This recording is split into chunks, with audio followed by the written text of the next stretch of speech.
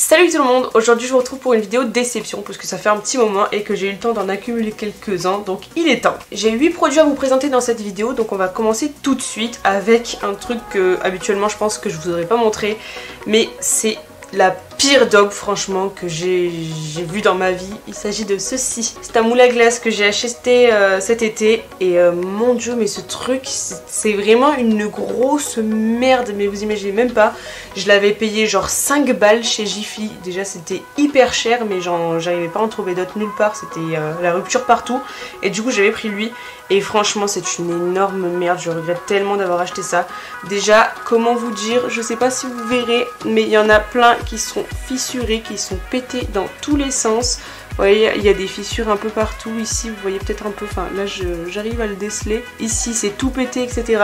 Et en fait, quand vous vouliez enlever une glace, fallait taper sur les côtés, etc. Fallait réchauffer un peu avec les mains pour que ça fonde. Et sinon, ça voulait pas s'en aller. C'est pour ça d'ailleurs que ça s'est pété par endroits. Et une horreur, des fois, en fait, vous enleviez le truc et genre, il y a la moitié de la glace qui restait dedans. Enfin, vraiment, c'est une grosse daube. En plus, ce truc-là s'enlève tout seul quasiment. Donc, c'est très très chiant. Et ça, c'est le produit dont je veux vous parler depuis le plus longtemps parce que vraiment, j'ai tellement détesté ce truc là que je me sentais obligée d'en parler parce que limite je vais le jeter par la fenêtre ce machin. L'autre jour je suis allée à Jiffy, j'ai vu qu'ils vendaient encore le même modèle là, ils l'ont remis en vente. Franchement ne l'achetez jamais, franchement gardez votre argent, prenez un truc sur AliExpress ou je ne sais où, n'importe où ailleurs que chez Jiffy parce que celui-là est vraiment une daube extrême.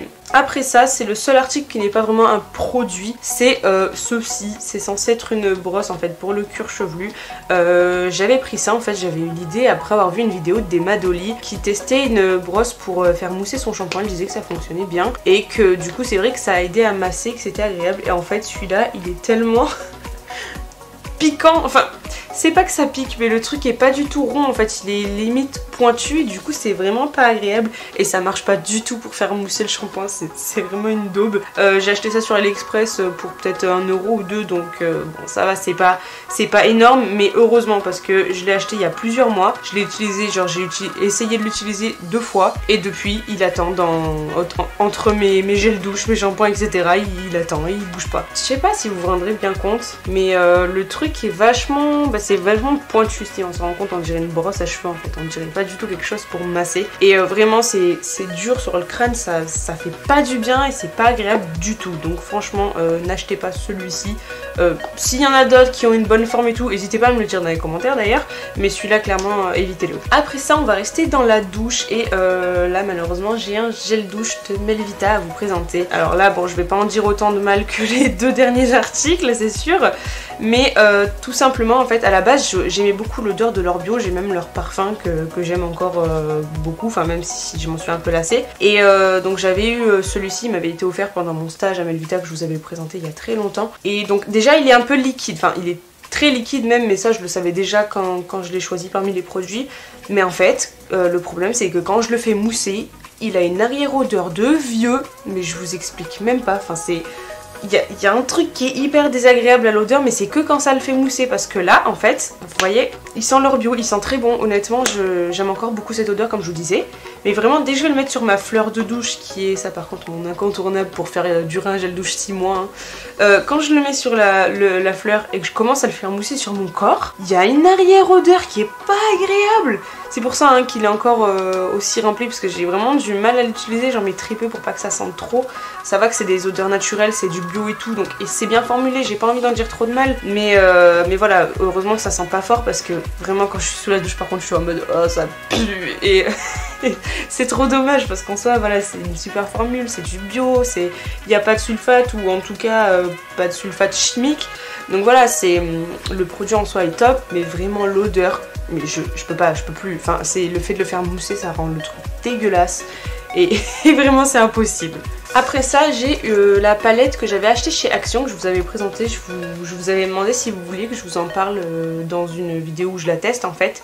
Donc je l'ai testée finalement de mon côté. J'étais un petit peu déçue, alors ça reste très léger comme déception, c'est juste qu'en fait je m'attendais vraiment à des couleurs plus pigmenté. En soi c'est une palette de chez Action, donc on peut pas demander non plus des miracles et je m'y attendais un petit peu. Mais en fait ça va être bien si vous êtes par exemple débutant en maquillage, vraiment, parce que c'est hyper facile à travailler, du coup ça s'estompe en 2-2, voilà, c'est facile. Mais vraiment moi je m'attendais à des trucs plus pétants et plus flash, plus voyants en fait, plus pigmentés tout simplement. Et c'est pas le cas, du coup je suis un peu déçue. Je l'ai utilisé qu'une fois et du coup je l'ai remise dans son socle. Je pense que je la donnerai ou je la mettrai dans un concours. C'est un produit pour les yeux, c'est de la poudre, donc ça ira à la limite, ou voilà. Mais du coup voilà, j'ai été un petit peu déçue. Pour moi qui veux justement travailler l'intensité des fards, etc.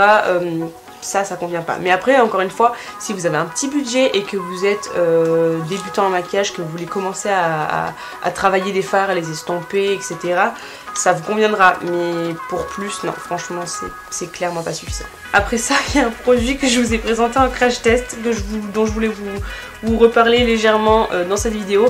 C'est ceci, c'était le kit de chez Benefit, le kit Homemade Hotness que j'avais testé donc dans un crash test que je vous mettrai juste ici. Et donc j'ai pas été déçue du tout, en fait c'est un kit avec tous les produits. Comme je vous avais dit déjà, j'ai été déçue parce que c'est tout dans une même boîte et on peut pas enlever le bronzer pardon et le fard à paupières. Vous voyez, moi j'aurais kiffé que ce soit une boîte avec tout dedans et qu'on puisse enlever, ça aurait été super, mais bon c'est pas le cas. Et en plus de ça, il y a vraiment en fait le rouge à lèvres et le fard à paupières dont j'ai vraiment pas été fan du tout. Franchement le mascara à sourcils, j'en étais assez contente. Le mascara tout court est bien aussi, enfin il est pas mauvais en tout cas. Et le bronzer, pardon, le blush à chaque fois je dis, le bronzer roula est plutôt joli. Mais c'est vraiment ce format d'avoir tout dans une boîte et d'avoir deux produits qui n'ont pas d'utilité à mon sens. Ça va vraiment déçue entre guillemets parce que j'avais payé quand même cher et je m'attendais à mieux de Benefit, j'en avais entendu plus de bien que ça et j'étais un petit peu déçue. En fait c'est des trucs trop naturels et bah, ça va se rapprocher de ce que je vous ai dit pour celle-ci. Moi je veux des choses qui se voient, enfin vous l'aurez compris, là j'ai des fards à paupières qui sont tout sauf naturels, j'ai du bleu, du vert, du violet et voilà, ces trucs là c'était vraiment trop discret, trop naturel, trop de trucs pour pas de résultat, vous voyez. Enfin, vous verrez si vous allez voir ma vidéo, ça vous en dira plus. Mais vraiment, j'ai trouvé que c'était trop léger et c'est vrai que pour le prix que ça a coûté, ça m'a déçu. Après ça, il y a la base de chez SLA, la Makeup Studio Finish que je vous ai présentée récemment dans une vidéo tuto make-up que je vous mettrai juste ici où je l'utilisais en fait. Et dedans, je vous ai dit que je ne l'aimais pas trop, mais que j'utilisais pour la terminer. Bah, tout est dit en fait, voilà. Je trouve en fait qu'elle n'a aucune utilité, qu'elle ne change rien mon maquillage.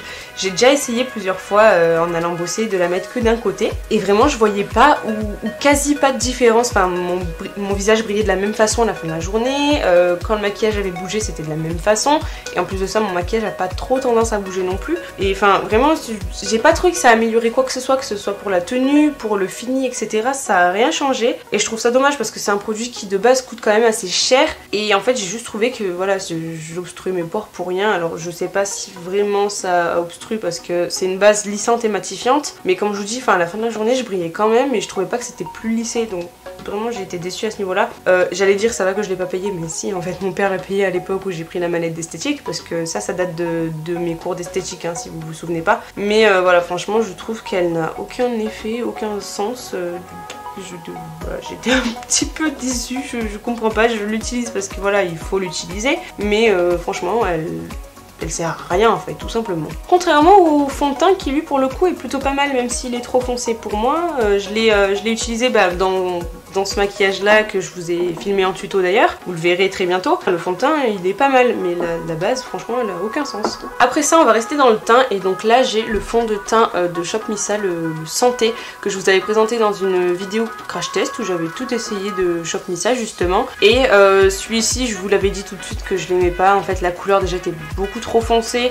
Le fini, on aurait vraiment dit que je mettais juste un truc foncé, pas couvrant et hyper épais sur ma face. Là il faut savoir déjà que je l'ai mélangé avec un autre produit que j'aimais pas et que j'utiliserai pas non plus. C'était un concealer de chez Lidl qui est bien pour ma teinte etc, mais que je trouvais pas assez couvrant. Et du coup bah, je l'ai mis dedans pour le rendre plus clair et plus liquide parce que vraiment avant ça en fait on pouvait rien mettre ou sortir dans la pompe. Vraiment la pompe ne servait à rien en fait, vous sortiez du vide et il n'y a rien qui rentrait dedans parce que le fond de teint était trop épais. Donc maintenant j'ai déjà réglé ce problème là, c'est à dire qu'il est plus liquide mais il est toujours trop foncé et pas assez couvrant, donc je ne l'utiliserai pas. Heureusement il ne m'a coûté qu'1 €, hein, j'ai envie de vous dire c'est pas une grosse perte et je pense que je pourrais réutiliser le flacon après puisqu'il est plutôt cool, mais franchement ce fond de teint n'a aucune aucune utilité, il était hyper foncé alors que j'avais pris la teinte la plus claire et le machin est super épais alors qu'en général un fond de teint avec pipette on s'attend à ce que ce soit un truc liquide qui soit naturel mais illuminant ou quelque chose comme ça, vous voyez. Et là c'était pas du tout le cas. Et enfin dernier produit, il s'agit de ceci. Alors ça je l'avais reçu dans une box, je ne sais plus du tout laquelle. Si je la retrouve je vous la mettrai ici. Mais donc c'est le Haro Boost baume à lèvres teinté made in USA et je sais pas si Haro Boost c'est la marque parce qu'il n'y a rien d'autre décrit. Et en fait c'est voilà, un baume à lèvres qui est censé teinter les lèvres. Alors déjà j'ai trouvé que niveau couleur ça faisait quasi rien. Mais surtout il est hyper épais en fait, il est pas agréable à utiliser. Alors je l'utilise quand même parce qu'il faut que, voilà, maintenant que je l'ai essayé, il faut bien que j'utilise. Mais vraiment il est hyper épais sur les lèvres et par rapport à mes Yves Rocher, mes Labello, etc. Je trouve qu'il est beaucoup moins agréable quand on le met. En fait ce que je fais c'est que je souffle dessus avant de pouvoir l'appliquer. Parce que sinon je trouve qu'il est trop épais, il fait trop une texture sur ma bouche. Alors le baume à lèvres, moi j'en mets tout le temps, hein. Tous les soirs j'ai du baume à lèvres sur moi. Et même quand je mets pas de rouge à lèvres d'ailleurs. Et vraiment quand j'applique les autres, j'en mets et voilà, je sens que j'ai les lèvres épatées, je sens que j'ai un léger truc mais qui est agréable à porter. Et là non, j'ai l'impression que ça noie limite mes lèvres, enfin vous voyez c'est très épais, c'est pas agréable et ça a pas de couleur non plus, donc franchement enfin ça va que du coup il était dans une box donc je me dis bon c'est pas comme si voilà j'avais payé, que j'avais acheté ça en particulier, mais franchement j'ai pas trouvé d'utilité. Donc bon le jour où vous voulez acheter ce produit très inconnu au bataillon, évitez parce que franchement il n'a rien de fou du tout. Et en plus de ça il doit être super cher par rapport à un Labello ou à un Yves Rocher qui est à 2 € et qui fait largement le job. Donc voilà. Et voilà, du coup ces déceptions sont terminées, j'espère que ça vous aura plu. Si c'est le cas n'hésitez pas à mettre un pouce vers le haut et à vous abonner juste en dessous. Dites-moi en commentaire quelles sont vos déceptions du moment ou si vous êtes en désaccord avec moi sur certains produits, hein, ça peut être le cas. Dites-moi si vous avez aimé et pourquoi. Et sur ce je vous retrouve très bientôt dans une prochaine vidéo, je vous fais de gros bisous et je vous dis ciao ciao.